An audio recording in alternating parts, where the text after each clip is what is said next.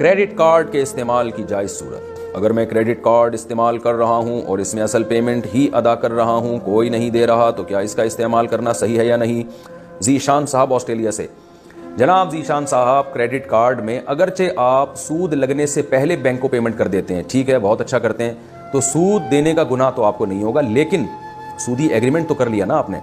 جب آپ بینک سے کریڈٹ کارڈ لیتے ہیں تو آپ کا پہلے سے یہ بینک سے ایگریمنٹ ہوتا ہے کہ اگر میں نے وقت پہ پیمنٹ نہیں کی تو میں اضافی رقم دوں گا. یہ ایگریمنٹ بھی ناجائز ہے.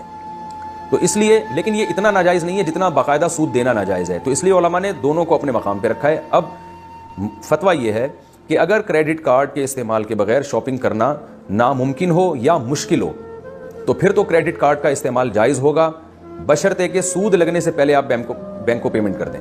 لیکن اگر کریڈٹ کارڈ کے بغیر بھی آپ آرام سے شاپنگ کر سکتے ہیں, کوئی اتنی بڑی کوئی خاص پرابلم نہیں ہے, یا پیسے چھن جانے کا کوئی ایسا